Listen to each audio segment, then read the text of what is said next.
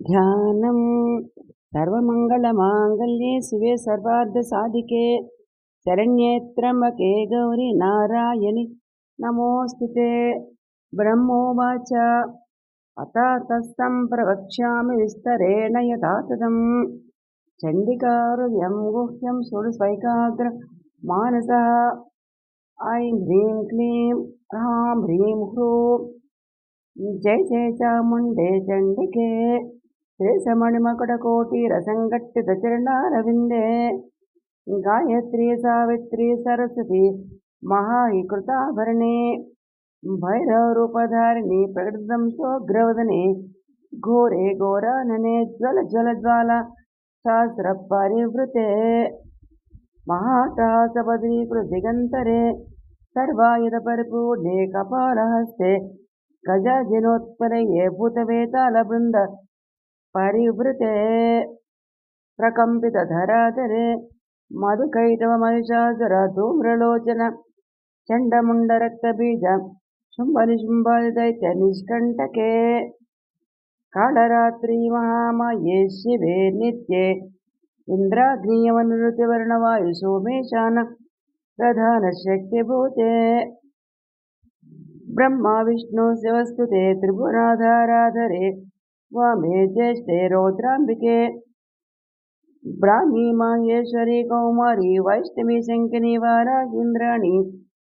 चामुण्डा शिवदूती महाकाली महालक्ष्मी महासरस्वती तिष्ठते नरमध्यस्थिते महोग्रविशोरगपणामणिघटित मकुटकटकादिरत्नमहाज्वालामय पादबाहुदण्डोत्तमाङ्गे महामहिषोपरि गन्धर्वविद्याधर राधिते नवरत्ननिधिकोशे तत्त्वस्वरूपे वाक्पाणिपादापाय उपस्थात्मिके शब्दस्पर्शरूपरसगन्धर्वस्वरूपे त्वक्चक्षुस्त्रोत्रजिह्वाग्राणमः ॐ ऐङ्कार ह्रीङ्कार क्लीङ्कार हस्ते आङ्क्रूमाग्नेयनयनपात्रे प्रवेशय द्रां शोषय द्रीं सुकुमारे सुकुमारय श्रीं सर्वं प्रवेशय त्रैलोक्यवर्वर्णिनि समस्तचित्तं वशीकुरु मम शत्रून् शीघ्रं मारय जाग्रत्स्वप्नविशिष्टावस्थासु वस्मान् राजचोराग्निजलवातविषभूतशत्रु मृत्युज्वरादिस्फोटकादि नानारोगेभ्यो नानाभिचारेभ्यो नानाबाधेभ्यः परकर्ममन्त्रतन्त्रयन्त्र औषधशल्यशून्य रुद्रेभ्यः सम्यक् मां रक्ष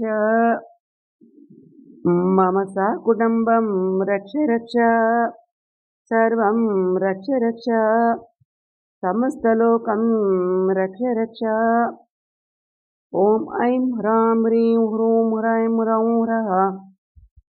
स्प्रां स्प्रीं स्प्रों स्प्रैं स्प्रौं स्प्रः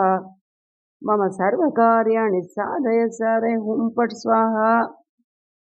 राजद्वारे श्मशाने वा विवादे शत्रुसङ्कटे भूताग्निचोरमध्यस्थे मम कार्याणि साधय स्वाहा चण्डिका हृदयं गुह्यं त्रिसन्धिं यपठे नरः सर्वकामप्रदं पुंसां मुक्तिं प्रयच्छति ॐ सर्वं श्रीदुर्गा मातु चरणारविन्द